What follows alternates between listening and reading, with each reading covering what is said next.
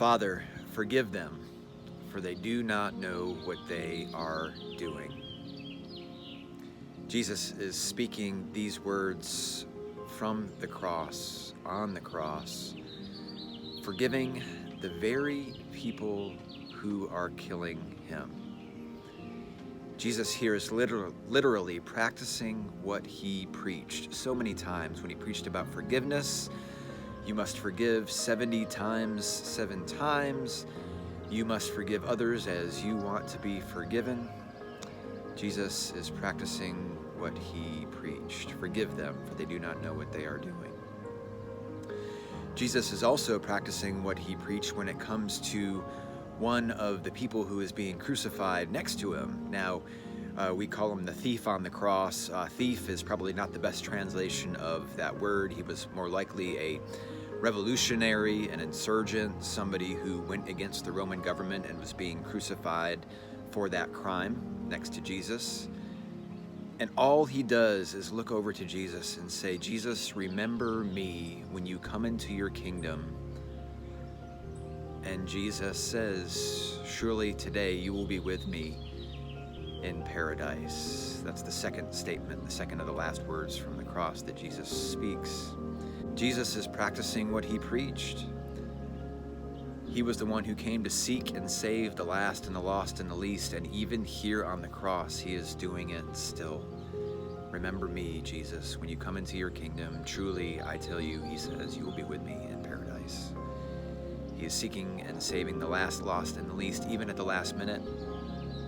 And he is still offering forgiveness.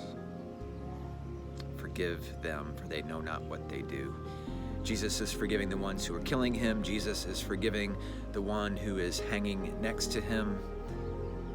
And Jesus is forgiving you and me. Martin Luther, the great reformer who struggled so much early on with his assurance and faith in Christ, once he received that, it's been said that he was found one day by himself leaning over a crucifix, a cross of Christ, and just weeping and repeating this phrase. It was in German, but we translate it, this phrase over and over: for me, for me, for me.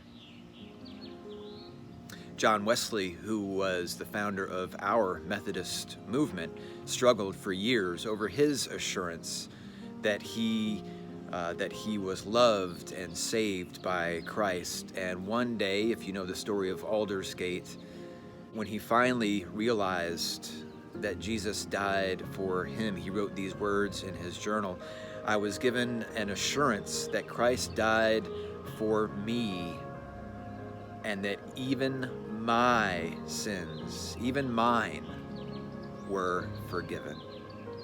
Even mine. Those words have always struck me because I felt that way too. I felt sometimes that there's no way that even my sins would be forgiven, and yet, Father, forgive them, for they do not know what they are doing.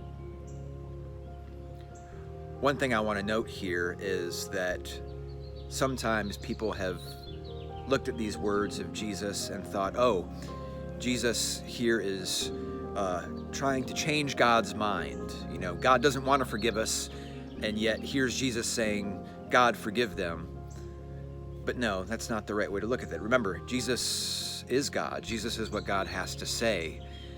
And so Jesus on the cross offering this forgiveness, it's not Jesus changing God's mind.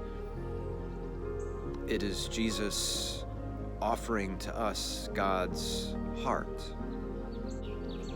It is Jesus showing us that God is a God of forgiveness. And so this then should change our minds and our hearts and our lives. Father, forgive them,